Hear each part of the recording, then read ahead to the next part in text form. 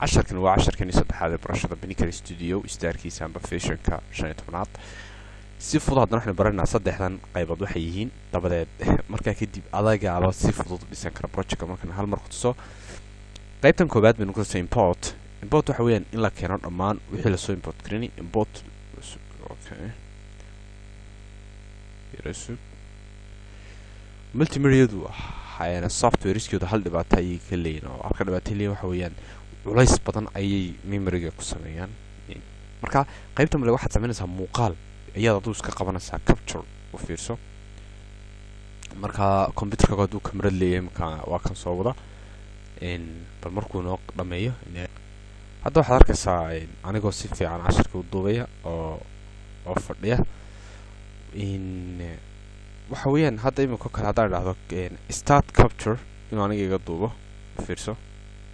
capture ku soo dhaw casharka barashada Pinnacle Studio imika waxaad arkaysaa si fiican iga duubayo anigoo meesha ala fadhiyaba okay aan noo joojiyo marka kan stop waxaad arkaysaa stop okay hadda waa inoo sameeyay dad waxa leedahay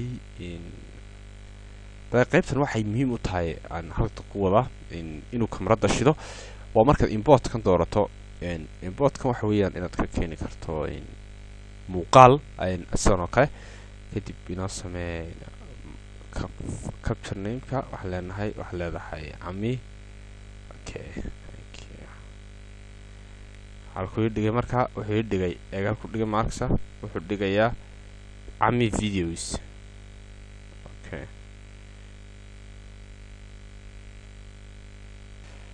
haddaba markii aan riixay aan canceled halkan ayuu soo dhigay daawo aniga laftigeyga casharkayga duubay waa kan sameerkiisa hadda imika aniga baa iska duubay adigoo kamarada laftigaaga ayaa kamarada iska duubi kara marka import marka tiraahdo adiga ayaa iska duubi kara dabada halkan uu ku keenaya markaba si automatically halkan uu ku keenaya hadii kalena wuxuu ku dhigayaa wuxuu ku dhigayaa meesha laado video fiirso wuxuu ku dhigaa libraries marka halkan gasho videos halkan yaala ayuu ku dhigayaa marka san riixda halkan uu ku soo dhigayaa fiirso okay capture 1 okay waa arkaysaa yes hadda waa arkaysaa waa ka halkan uu ku geenaya marka haddaad u baahan tahay halkaas uu ku geenaya waxay noo horay qaybtan kale edit waxa weyn bottom-ka markan riixno waa halkan laftigeeda imanaysa oo waxay noo imanaya halkii video-ga wixii laga soo qabsanay halkii transition isku boodbooday halkii label-ka looga sameeyay ku iyaguna kala ahay transition-ka nooca kala ahay qoraalkii sawirada halkii lahayd halka CD-ga label yar uga sameeyay lahayd codkii dhageysiga wixii oo dhan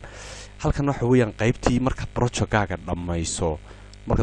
dhamayso halkii aad ka sameeyay lahayd oo inuu baran doono oo imika TV-da markaad geynayso kale waxa la geeyaa MPEG-4 no MPEG-2 gaas ka dhigaysaa dabadeed MPEG-2 marka ay tahay DVD compatible ahaada marka DVD uu ku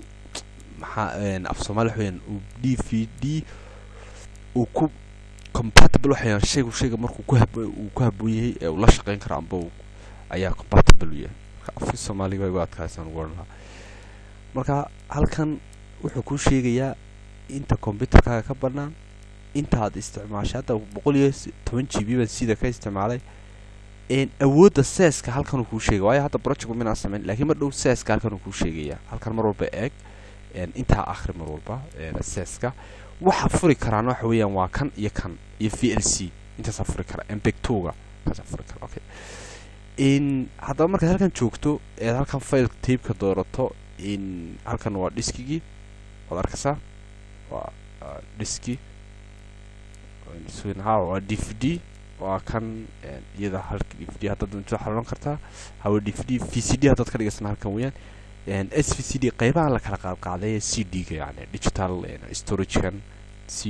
CD-ga qaybihiisa kala duwan hadda qalba ka dhigayso hadda Blu-ray disk tan shil aad ka GB ya ron aad ka dhigayso halkan waa file-kii kan file-ka waxa weeyaan markasto aad sameynayso project TV-da geynayso dhan amba DVD-dan recordadan ku daawanayso waa inaad tagtaa file waa inaad MPEG-2 ka dhigtaa DVD compatible waa inuu hada okay halkan waxa weeyaan cajalada weli tape-ka marka kan waa tape cajalada weli tape-ka weeyaan in marka sugina feature display oo kan marka halkan waxa weeyaan web marka waxaan project-kaagan aad YouTube ahaan aad ka dhigayso project-kan ama Yahoo video aad ka dhigayso marka project ahaan marka project-ka web ahaan aad ka dhigayso YouTube kala ku dalaacsan aad ka dhigi kartaa okay ashkeena halkan